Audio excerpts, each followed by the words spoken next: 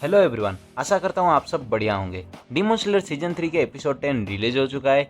शुरुआत से ही हमें हंटिंगो और मिशूरी का फाइट दिखाया गया है। हंटिंगो मिशूरी को सैमलेस ट्रैप बोल देता है, जो मिशूरी को बहुत बुरा लगता है और उसका रिएक्शन आप देख सकते हो। हंटिंगो अपने ड्रैगन के जरिए दो क्लोन्स का अटैक लाइटनिंग और शॉकवेव एक ही साथ इस्तेमाल करता है, बट मिशूरी लव ब्रीथिंग का थर्ड फॉर्म इस्तेमाल करके अटैक को पूरा काट देता है, जो टांजिरो और हंटिंगो दोनों को थोड़ा हैरान कर देता है।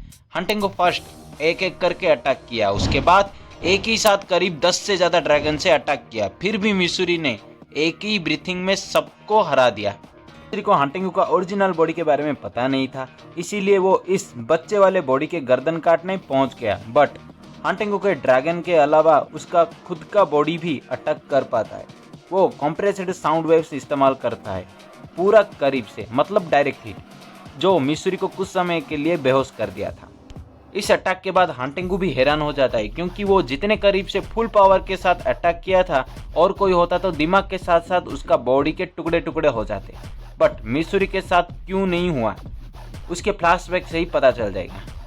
फ्लैशबैक में दिखाया गया है कि मिशूरी को एक लड़का उसके हेयर कलर के वजह से शादी करने से मना कर देता है, क्योंकि उसके वजह से उसके बच्चे के भी हेयर ऐसे कलर हो जाएंगे तो उसे पसंद नहीं आएगा। एक्चुअली में मिशूरी का बाल बचपन से ब्लैक था और फिजिकली वो बहुत स्ट्रॉन्ग था बाय बॉर्न। जब वो 14 महीने का था, वो करीब 15 किलो पत्थर उठा दिया था। उसे बहुत खाना खाना पसंद था, वो साकुरा राइस केक बहुत खाता था, इसीलिए उसके बाल पिंक हो गए। खाना खाने के बाद वो रेसलर से पंजा लड़ाता था और जीत भी जाता था। समय बीतता गया, उसे रियलाइज हुआ कि उसकी इसी पावर के और हेयर कलर के वजह से उसे कोई शादी करना नहीं चाहता था। इन सब के बीच उसके फैमिली बहुत सपोर्टिव थे। उसके पापा हमेशा घर में रह सकती हो बोलते थे, फिर भी वो बाल डाई कर रहा था और कम खाया करता था और वीक भी दिखने की कोशिश कर रहा था। इन सब ड्रीम्स के बीच हंटिंगो से टांजिरो, गेनिया और नेजुको मिशूरी को बचा लेते हैं। टांजिरो कहता है कि मिशूरी हमारा होप है, अगर वो यहाँ है तो हम जीत सकते। फिर हंटिंगो अब तक का सबसे बड़ा वाला लाइटनिंग इस्तेमाल करता है, जो पूरा एरिया को तबाह कर देता है, बट मिशूरी सबको बचा लेता है। फिर और एक ड्रीम दिखाता है, जहाँ पे मिशूरी को एक हाशिरा में प्रमोट किया जाता है। वो सबको बचाता है डीमन से, और उतना ही नहीं, ओबानाई जो हाशिरा है वो मिशूरी को स्ट्रिप्ड सॉक्स देता है। वो शायद लव हाशिरा को मन ही मन में प्यार करता है। मिशूरी टांजिरो के टीम को मेन बॉडी को मारने के लिए भेजता है और इस बच्चे वाले बॉडी को खुद संभाल लेता है। मिशूरी का स्पीड बढ़ चुका था, उसी स्पीड से तीनों को हंटिंगो के हमले से बचाता है। इस सब का रीजन है मिशूरी अपना डीमन स्लेयर मार्क एक्टिव कर लिया था, जो पावर, स्पीड, टेक्निक को बूस्ट कर दिया है।